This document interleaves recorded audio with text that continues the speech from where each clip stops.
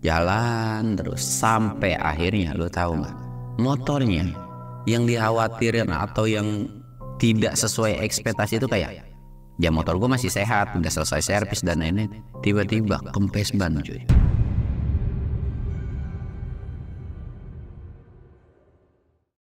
Assalamualaikum warahmatullahi wabarakatuh. Balik lagi di channel Samsul Mister Horror.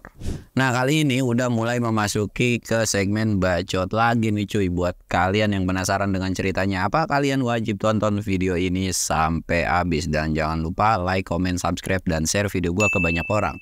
Dan buat kalian yang mau ikutan open trip, kalian bisa lihat di sini. Dan buat kalian yang mau lihat video vlog gue juga, kalian bisa lihat di sini. Dan buat kalian yang masih mau ngirimin email tentang cerita horor, kalian bisa kirim ke email di bawah sini. Dan gak usah banyak basa-basi lagi, kita mulai ke segmen bacot. Bacain cerita orang terhoror, dimulai.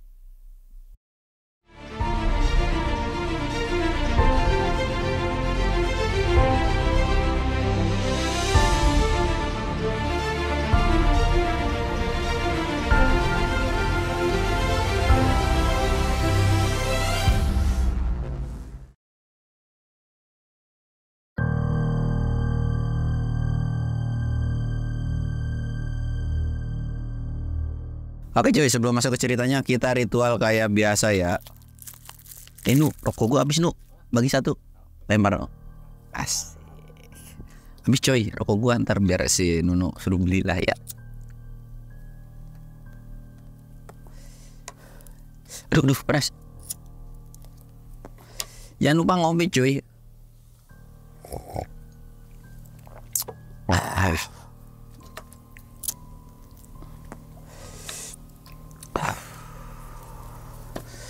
Oke, kita bakal langsung mulai aja ke ceritanya. Kita sebut aja namanya tuh Danu.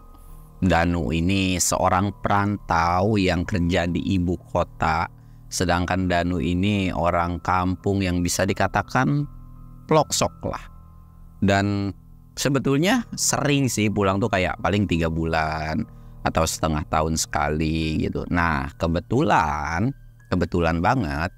Jadi ada acara gathering atau acara outing kantornya gitu kan ke satu daerah. Nah, dari selesai acara outing ini, dia tuh pengen langsung pulang ke rumah. Tujuannya tuh kayak gitu.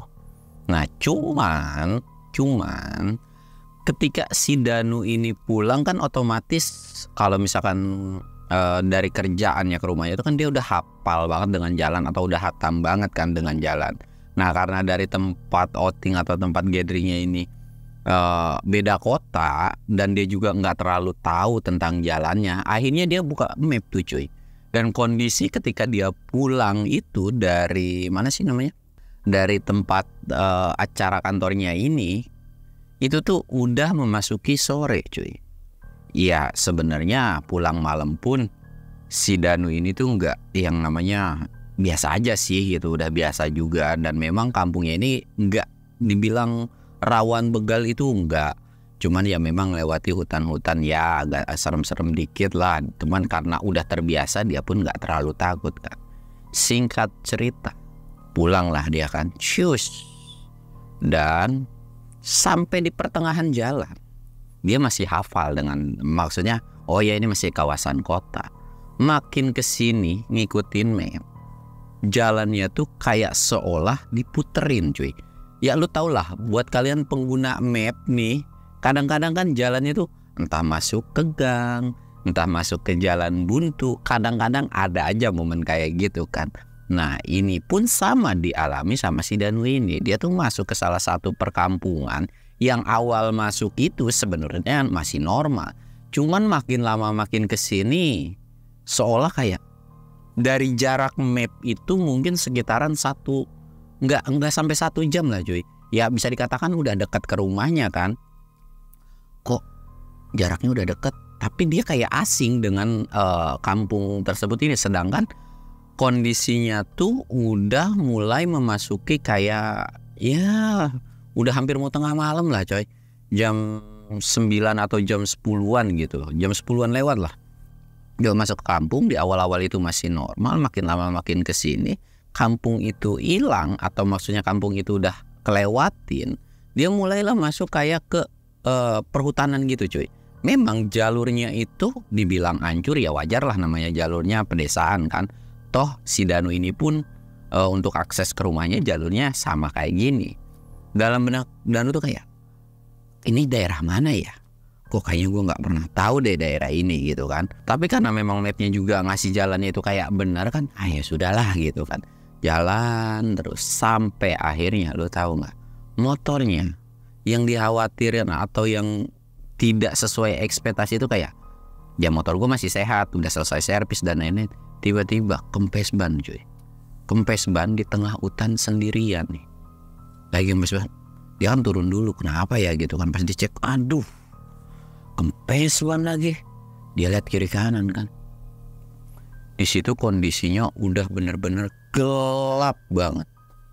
Bener-bener gelap banget. Bahkan itu nggak ada kendaraan lain. Memang jalurnya tuh kayak gede, bisa dilewatin sama mobil.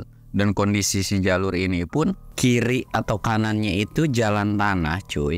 Dan sedangkan tengahnya itu batu. Ya lu bisa ngebayangin lah jalan yang kayak gitu kayak gimana gitu kan. Di situ tuh kayak ke sono ngelewatin desa juga nggak ada tuang tambal ban. Ke depan juga masih nggak tahu kan tembusnya itu kemana gitu kan, karena dia ngikutin map aja kan. Akhirnya kayak mikir dulu tuh si Danu tuh sebentaran, mikir, dan akhirnya ayo udahlah gue jalan ke depan aja, toh jalannya rata gitu kan. Ya udah tuh dia jalan sambil ngedorong, tapi dengan kondisi si motor itu tetap nyala karena dia ngambil penerangan dari si lampunya ini, jadi kayak dinyalain gitu kan, jalan pelan-pelan. Memang Danu ini bukan tipikal manusia yang takut atau yang penakut banget gitu, kayak masih ya bodo amat lah dengan masalah perdemitan gitu kan. Dia tuh lanjut jalan nih, dia jalan sambil ngedorong motor, dan dia tuh sambil kayak sesekali yang ngeres karena capek gitu kan. Jalan terus sampai nggak ada ujungnya, tiba-tiba di depan dia nemu desa lagi, dan dia belum ngeh cuy. Jadi kondisi dia kan bawa map nih, bawa handphone kayak ngeliat GPS atau map gitu kan. Tapi dengan kondisi ditaruh di tas, dia baru ngeliat sekali begitulah. Nggak yang kayak tukang-tukang Gojek yang ditempel itu, dia belum punya yang kayak gitu. Dia nggak sadar, pokoknya dia nggak ngeliat map langsung. Dia terus jalan, wah ada desa nih, wah kebetulan gitu kan. Dia masuk atau mendekatlah ke desa tersebut. Tapi ada yang aneh, desa itu tuh bisa dikatakan terang, tapi terangnya bukan kayak desa sebelumnya. Kalau desa sebelumnya tuh terang sama listrik, tapi ini tuh kayak terang tapi agak sedikit remang-remang, kayak desa remang-remang gitu cuy. Ya sudahlah, mungkin lagi padam listrik kali, wajar. Bagi Danu itu wajar karena kampungnya pun sering yang namanya mati listrik gitu kan. Dia terus jalan sampailah masuk ke sebuah gapura. Karena memang kondisinya udah malam kan, nggak ada orang, nggak ada aktivitas gitu kan. Ya udahlah, coba dia masuk lagi, dan dia agak sedikit ke tengah ke desa itu. Dengan kondisi motor masih nyala cuy. Dari situ kok nggak ada yang keluar ya. Gimana ya? Di sini ada pos rondanya nggak ya? Siapa tahu kalau memang ada pos ronda ada yang bisa dimintain tolong gitu kan. Sampailah dia di pos ronda. Pos ronda ini benar-benar sepi sama sekali, nggak ada siapapun. Dia cuma bisa istirahat dan duduk doang. Aduh, kok nggak ada orang? Apa gue ngetok pintu rumah orang ya? Belum ada keanehan apapun. Sampai suatu ketika Danu ini ngerasa bete atau boring juga ya. Akhirnya dia coba mau ngeberaniin diri untuk ngetok pintu satu rumah yang dekat pos ronda tersebut cuy. Masuk ke pagar gitu kan, pagar. Terus kayak mau ngetok, baru mau ngetok, dari sebelah kanan itu ada orang lewat cuy. Danu kayak langsung nengok, siapa itu? Tapi nggak kelihatan wujudnya, maksudnya kayak feeling atau firasat aja gitu kayak lewat. Dia tuh coba ngeliat dulu, jalan dulu ke samping, lihat nggak ada. Karena Danu pun walaupun dia pendatang baru atau baru masuk ke desa tersebut, dia takutnya ya namanya orang jahat kan, apalagi kondisi kampungnya sepi, takutnya maling gitu kan. Nggak ada. Ya sudahlah, dia mau coba ketok lagi. Tok. Ketokan kedua cuy, pintunya itu kebuka sendiri. Danu langsung kaget tuh, loh kok kebuka sendiri. Langsung ucap salam, Assalamualaikum. Bu, Pak, misi, Bu, Pak, ada orang gak ya? Gitu kan. Dan pintunya cuy, harusnya kan kalau diketok pelan, kalau memang nggak dikunci itu kan kayak ngebuka sedikit. Tapi ini ngebukanya lebar banget, kayak seolah sampai mentok aja. Ngeng. Kondisi di dalam memang agak terang, dan penerangan di dalam rumah itu pakai lampu minyak tanah cuy. Jadi kayak remang-remang gimana gitu kan. Kok gak ada orangnya? Bu, entah kenapa rasa penasaran dan tiba-tiba tuh kayak dia tuh pengen masuk aja gitu cuy. Cobalah masuk tuh si Danu ini. Selangkah demi selangkah dia jalan masuk ke dalam rumah. Jadi kondisinya itu tengah rumah. Nah di tengah rumah ini si kamarnya itu ada di sebelah kanan, ada 2 pintu, mungkin itu kamarnya. Terus ada pintu lagi ke belakang, mungkin dapur ya. Biasanya rumah yang di kampung-kampung dia tuh seperti itu cuy. Dia masuk ke tengah rumah dan dia sempat tengok kiri kanan. Dari situ dia baru sadar, astagfirullahaladzim, kenapa tiba-tiba gue songong ya atau lancang berani masuk ke rumah orang tanpa persetujuan orang. Akhirnya dia mau balik lagi keluar dengan pelan-pelan lagi. Tiba-tiba dari belakang ada suara. Mau kemana nak? Bukan terusin aja. Jadi intinya ada suara yang kayak negor, ngapain harus keluar lagi gitu kan. Dari situ Danu kayak diem. Dia tuh langsung nengok. Ternyata ada sosok mungkin ibu-ibu kali ya, umuran ya 50-an lah. 50-an dengan pakaian sarung.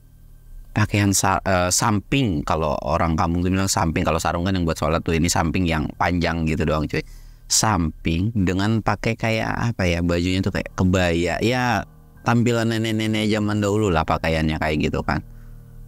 Dan di situ pun Danu ini nggak ngerasa heran sebenarnya. Toh di kampung dia juga masih ada pakaian yang seperti itu. Bu, maaf ya, aku udah berani lancang masuk ke dalam rumah karena tadi pas ketuk pintu tiba-tiba pintunya tuh kebuka sendiri gitu kan, dan mau mastiin di dalam tuh ada rumah atau enggak, karena sebelumnya pas di luar itu ada orang kayak lewat gitu, takutnya maling.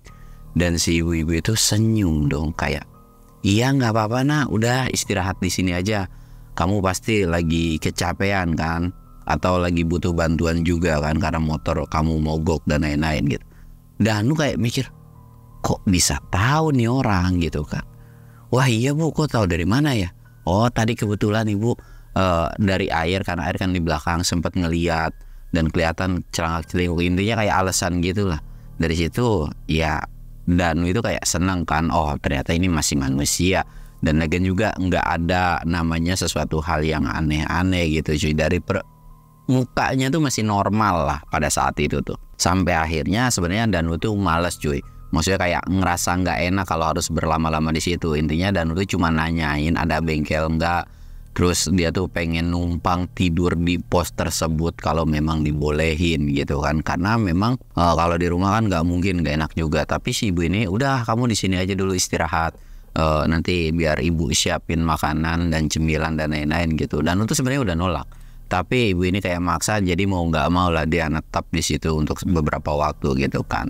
Akhirnya Danu ini dipersilahkan duduk, dia duduk, dan gak lama si ibunya ini ke belakang mungkin ke dapur ngambil makanan, cemilan dan sebagainya. Terus tiba-tiba keluar sambil bawa kayak teh hangat.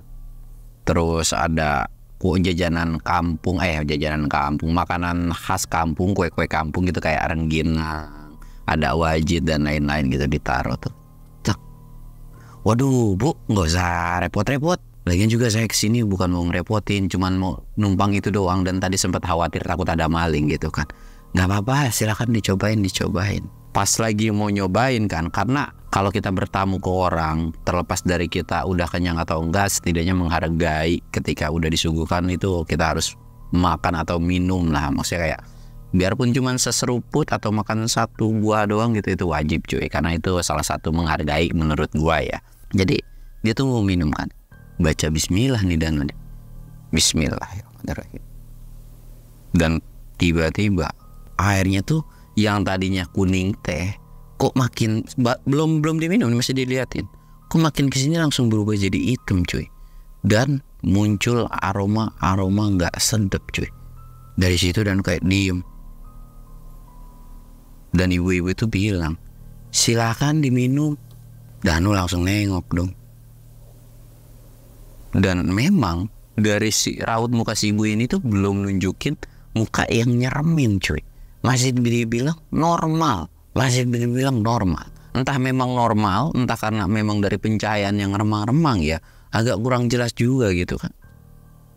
Dan dari situ Danu ini kayak naruh lagi. Ditanya sama si ibu itu kan, loh kenapa? Apa mau kopi biar saya buatin yang baru gitu kan. Danu lihat lagi, dia tuh kayak ngerasa nggak enak cuy. Tapi dia udah punya feeling jelek tentang rumah ini gitu kan. Nggak usah bu, nggak usah, nanti aja saya minum, masih panas kayaknya. Enggak kok, udah maksudnya kayak anget, itu air cuman anget doang gitu kan. Buruan minum. Dipaksa tuh sama si ibu itu. Sedangkan Danu nggak mau, kelihatan bahwa dari air itu tuh bener-bener hitam pekat, kayak air yang nggak layak minum lah cuy, bener-bener kayak air comberan gitu kan. Dipaksa terus sampai akhirnya ibu itu kayak kesel dan kayak diwajibin buat minum gitu. Dan mukanya tuh dari raut muka si ibu itu udah kelihatan cuy, mukanya tuh kayak marah banget, natap tajam ke arah si Danu. Danu sadar tuh, dan kayak seolah nggak enak kan, mau nggak mau diambil. Cuman dia tuh kayak seolah minum aja gitu, ditempelin doang. Dan si ibu itu kayak tahu diminum, jangan cuma ditempelin. Dari situ Danu pas baru mau minum setetes aja, karena memang baunya dan udah kelihatan gitu kan, dimuntahin lah. Dan itu bukan cuma muntahin air tersebut doang, tapi muntahin air makanan yang ada di dalam juga cuy. Dan lu tahu nggak, yang tadi dilihat kue kampung di depannya itu berubah semua. Jadi kayak daging busuk, terus ada telur busuk, dan intinya sesuatu hal yang memang menjijikan aja gitu cuy. Dari situ astagfirullahaladzim. Dan tiba-tiba ketika Danu muntah dan ngeliat makanan ke bawah kan, dia kan otomatis nggak fokus ke si ibunya. Ketika istighfar dia ngeliat sosok ibunya tuh mendadak berubah cuy. Yang tadinya berpakaian normal, tiba-tiba pakaian tuh serba hitam semua, dengan rambut yang acak-acakan, dengan muka yang peot, bener sepeot-peotnya, dan ngeluarin kayak kayak orang nyiri gitu cuy. Ini tuh merah semua, entah merah karena nyiri, entah merah darah. Dari situ Danu langsung keluar dong, lari, dan dia balik ke motornya. Dia agak sedikit terengah-engah tuh pas sampai di motor. Dia cuma nengok ke satu rumah itu, dan ternyata si ibu itu cuma merhatiin doang dari dalam rumah, nggak ngejar si Danu itu. Seolah ada yang aneh dengan rumah itu. Akhirnya Danu kayak, wah nggak benar nih gue di sini, kayaknya gue harus terusan jalan dah. Tiba-tiba cuy, ketika Danu kan kayak mau nyalain motor. Nah pas nyalain motor ini, motornya tuh nggak nyala. Yang awal cuman ban kempes, ini susah banget nyala. Di setelah nggak nyala, di setelah nggak nyala, di starter nggak nyala. Karena dia tuh pengen dituntun gitu cuy. Kalau didorong itu lumayan berat kan, nggak nyala. Tiba-tiba rumah yang ada di kiri kanan atau yang ada di kampung tersebut itu penghuninya semua pada keluar cuy. Mulai dari ada yang tinggal satu orang kayak si ibu-ibu itu, mulai dari ada yang tinggal 2 atau 3 sama anaknya, tapi dengan kondisi muka mereka atau fisik dari mereka itu nyeremin semua. Dari situ Danu langsung keringet dingin. Danu baru ingat, loh ini kampung apa? Dia langsung kayak mau ngecek handphone kan, dia baru sadar dengan handphonenya. Ternyata handphonenya pun mati cuy. Dari situ Danu udah nggak tahu lagi harus kemana kan, dan dia pun bingung, ini gue ada di mana, gitu kan. Akhirnya karena Danu merasa terancam gitu cuy, bahkan dari mereka yang awalnya cuma ngeliat ibu-ibu itu cuma diam di depan rumah, sosok yang ada di dalam rumah itu atau di ruangan rumah itu, mereka tuh seolah kayak turun atau keluar dari rumah, seolah kayak mau nyamperin si Danu. Entah Danu ini mau diapain gitu kan. Danu langsung keringat dingin dan pucet dong. Dia tahu bahwa gapura atau pintu itu ada di sebelah sana, dan dia udah nggak peduliin dengan motornya. Dia lari dong ke pintu sana. Semakin dia lari terus, dia nggak nemu jalan sama sekali gapura tersebut. Bahkan yang tadinya itu cuma satu jalur, kayak jalur kampung itu lurus doang, kok tiba-tiba jadi banyak percabangan. Ada yang masuk ke gang ini, ada yang masuk ke gang itu gitu. Seolah-olah diputer-puterin gitu cuy. Mau pilih jalan yang manapun itu akan tetap sama, ketemunya di titik yaitu si motor itu. Danu udah mulai panik nih, semua udah keluar. Bahkan mereka tuh jalannya tuh pelan cuy. Jadi ini jalannya misalkan rumahnya tuh berjarak mungkin beberapa meter dari jalan gitu. Dan mereka tuh jalan pelan-pelan, belum sampai jalan raya. Bahkan Danu itu udah sempat beberapa kali muter-muter di situ aja. Tapi mereka tuh belum keluar dari si pekarangan rumahnya ini. Dari situ Danu udah panik kan. Dia cuma bisa diam di saung.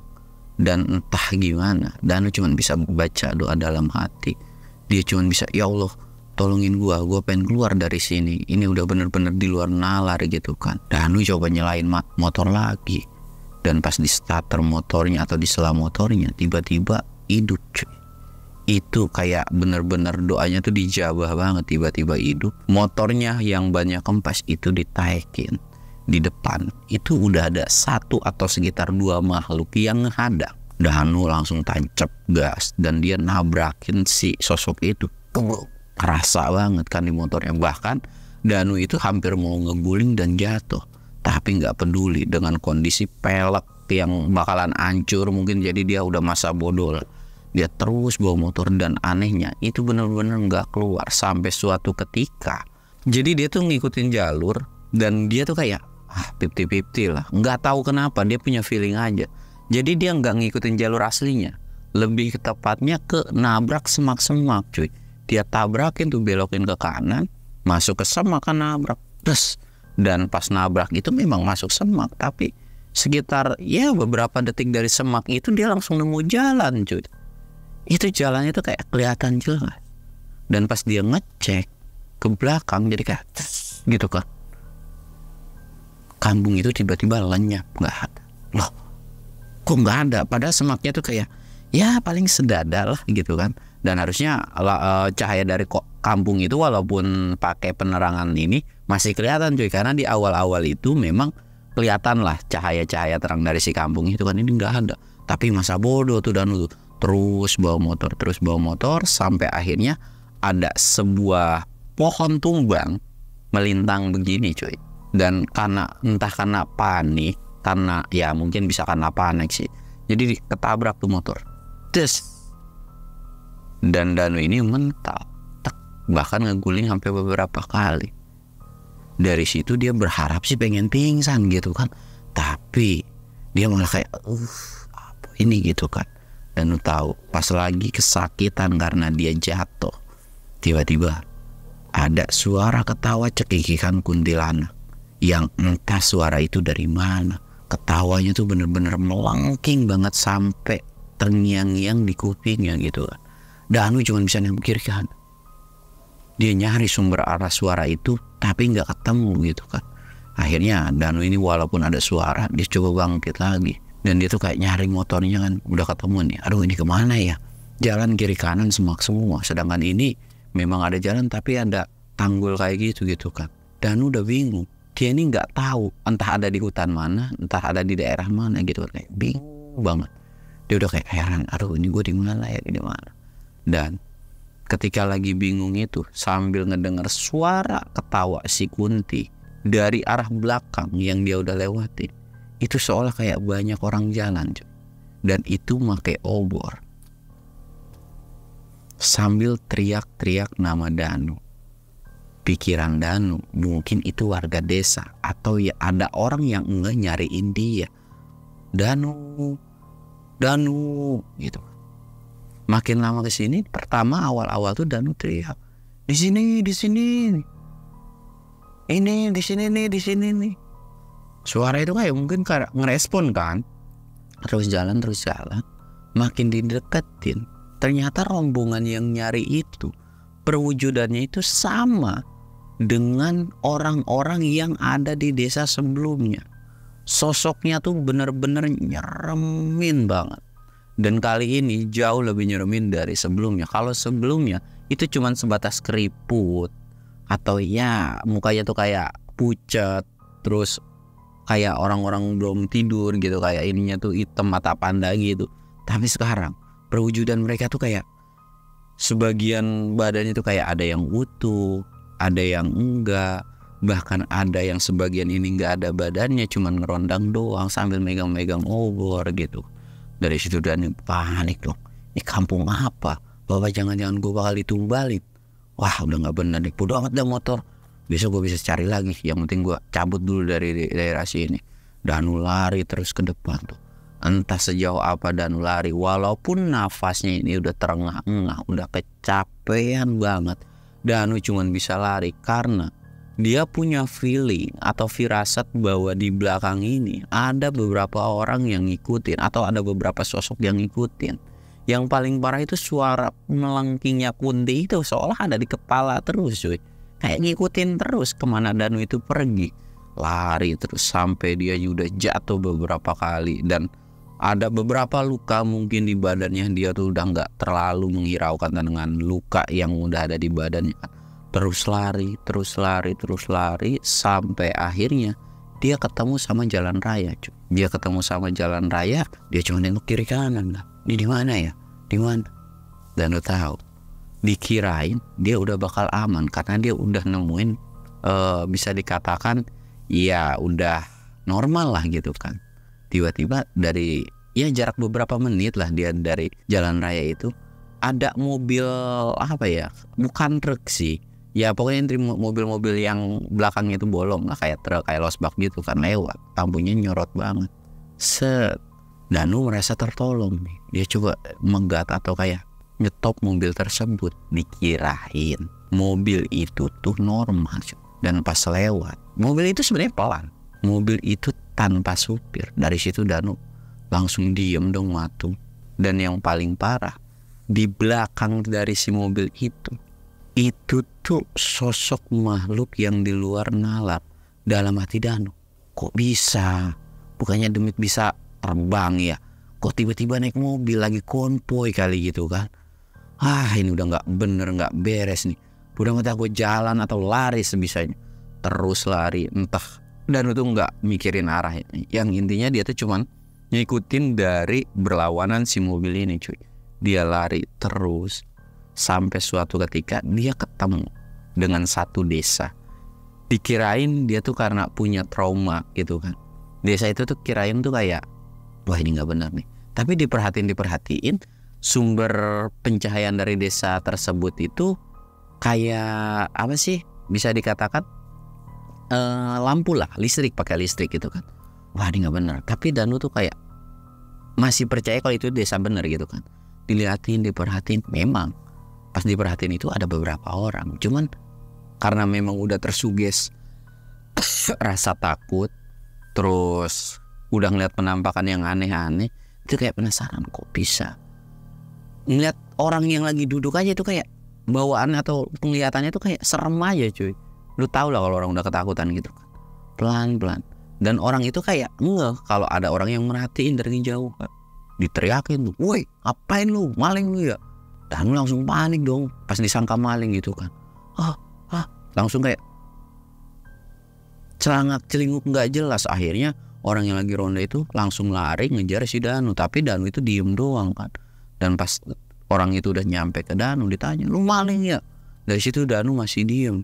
Dan pas si orang yang bilang ini kayak mau ngehakimin, mau nonjok cuy, atau karena kan ya namanya kita kan nggak tahu gitu kan, mau nonjok tiba-tiba di stop sama salah satu temennya. Lu jangan main hakim sendiri, tanya dulu, lu lihatlah muka orang ini, panik begitu juga.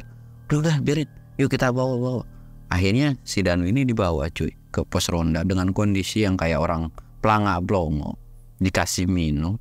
Dan dari situ Danu kayak merhatiin lagi sosok orang-orang ini kan, seolah kayak belum percaya. Akhirnya Danu kayak ngomong, bang kalian manusia kan? Dari situ orang yang jaga ronda, ya bener lah manusia, emang kamu kenapa? Habis dari mana? Habis ngeliat apaan gitu kan? Dari situ Danu masih belum cerita. Dia masih tarik napas. Dan dia langsung sesekali melihat posisi sekelilingnya. salah satu dari yang jaga ronda ini seolah kayak ngerti. Dia tuh kayak bisik-bisik ke beberapa temennya, kayak nandain udah biarin aja dulu. Dan ketika Danu ini udah mulai tenang, bang, nanya lagi kan, ini beneran kan? Kampung beneran maksudnya, dan abang ini bener-bener manusia? Diketawain lah sama mereka. Iya bang, gua tuh manusia, dan lu pasti nyasar ke salah satu hutan deh kayaknya. Dan bukan hutan, itu lebih tepatnya makam bang. Hah, makam? Masa iya sih? Gue gak percaya gitu kan, kayak antara percaya. Dari situ barulah Danu nyeritain tentang kejadiannya, walaupun dengan pelan-pelan gitu kan. Dan yang jaga ronda ini pun ngedengerin ceritanya si Danu ini. Dan para si yang jaga ronda ini cuman manggut doang. Mereka tuh bilang, wah bener bang, lu nyasar ke salah satu makam lama, makam kuno gitu. Dan itu lokasinya tuh banyak banget, mungkin ada sekitaran 10-20 makam. Dan di situ rata-rata orang banyak melihat penampakan seperti apa yang lu bilang. Terus jalan raya yang itu, itu tuh salah satu jalan yang ditutup karena akibat longsor. Dan ketika jalan itu longsor, itu ada satu mobil atau beberapa mobil yang jatuh, dan itu semua meninggal semua. Itu tuh kayak orang yang kerja di kebun tiba-tiba meninggal semua. Wah, yang bener ya, antara lu mau percaya syukur, enggak ya bodoh. Tapi kalau memang kejadiannya kayak gitu, lu mendingan netap di kampung ini dulu sampai besok pagi. Nanti besok pagi kita cari motor lu bareng-bareng, syukur-syukur masih ketemu. Dan mereka bilang pasti ketemu sih gitu kan. Dan dari situ mereka janji bakalan ngebantuin, nanti juga bakal laporan sama RT. Dan disuruh istirahat di salah satu rumah yang mereka tinggalin lah. Tapi Danu ini karena ketakutan kan, dia milih kayak, udah bang gue di sini aja, ikut ronda sama kalian atau gue tidur di sini aja. Cuman ya karena sadar nih orang jaga pos ronda ini, karena ketakutannya luar biasa gitu kan, mereka pun kayak nggak mempermasalahin gitu. Dan singkatnya Danu ini tidur di pos ronda dengan kondisi walaupun nggak langsung tidur ya, dia tuh ngobrol-ngobrol panjang, cerita panjang. Dan memang ketika ngobrol itu udah ngerasa tenang dan aman banget. Nah pas lagi ngobrol-ngobrol gitu, karena kecapean dan lelah akhirnya tidur. Singkat ceritanya Danu ini kebangun di sekitaran ya udah lewat subuh kan, dia cuman lihat. Dan di situ ternyata ada beberapa orang termasuk RT, ada RW juga, ada beberapa warga yang lagi ngobrol-ngobrol tentang kejadian si Danu ini. Dan dari situ Danu ngerasa nggak enak kan, tiba-tiba kok rame gitu kayak ngeliat apaan aja. Dan di situ pun ada kayak mantri atau dokter yang mau ngobatin seseorang gitu kan. Danu masih belum sadar. Dan pas dicek ternyata badan Danu itu memar-memar, bahkan ada luka-luka. Ternyata mereka tuh mau ngobatin si Danu. Dan malam itu sebenarnya orang yang jaga ronda ini udah ngeh, cuman kelihatan kalau dari si Danu ini nggak sadar dengan luka yang ada di badan, jadi dibiarin. Dan pas udah bangun pun Danu baru ngerasa badan itu sakit semua. Dan setelah diobatin udah mulai siang juga, akhirnya motor Danu ini ketemu lah, bahkan sama tasnya dan yang lain-lainnya itu ketemu. Dari situ Danu pun terima kasih sama warga desa di situ, dan warga desa pun akhirnya nganterin ke rumahnya si Danu. Dan lo tahu nggak, jarak dari rumah Danu dari desa tersebut ke rumah Danu itu sekitar 3 jaman lagi cuy. Jadi Danu tuh bukan karena memang jalurnya baru ya, jadi soalnya kayak belok aja cuy. Harusnya lurus, ini tiba-tiba belok kayak harus muter begitu. Dan itu jauh banget. Itu jauh banget cuy. Dari situ Danu cuma bisa bilang makasih doang sih. Dan Danu pun kayak ngasih uang lebih, atau ngasih uang lah, tanda terima kasih ke orang yang nganterin si Danu ini kan. Dan sampai di rumah keluarganya tuh pada heran kan dengan kejadian si Danu kenapa bisa kayak gitu. Dan akhirnya Danu pun nyeritain semua kejadian, termasuk dibantu sama si orang ini. Dan dari situ orang tuanya pun akhirnya ngerasa lega gara-gara ya alhamdulillah yang penting lu selamat gitu kan.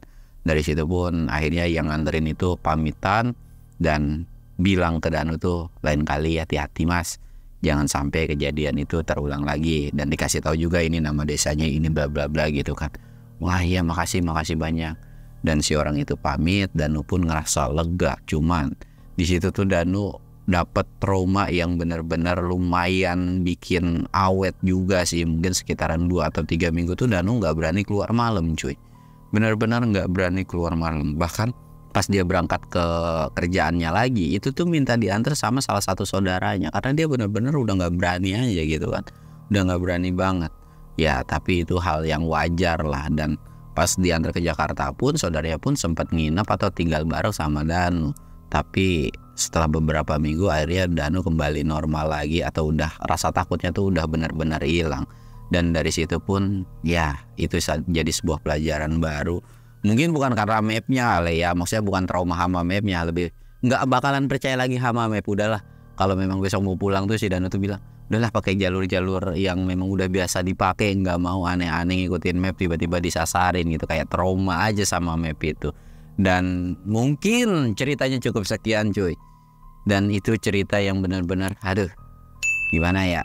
Ya intinya emang sih cuy, terlepas dari pernah nyasar atau kagak, hama map tuh gue beberapa kali hampir sering lah cuy dibelokin, kadang-kadang buntu, kadang-kadang masuk desa kagak jelas juga gitu kan, jalan setapak dan lain-lain. Tapi ya begitulah namanya juga hidup, dan kita juga tidak bisa gimana-gimana, udah resiko lah. Makanya kalau kalian milih map ya kalian harus baca situasi juga, sekiranya nggak wajar udah putar balik lagi aja. Dan segala sesuatu dari cerita ini yang positif silahkan kalian ambil, yang buruk silahkan kalian buang. Gue Samsul undur diri. Assalamualaikum warahmatullahi wabarakatuh.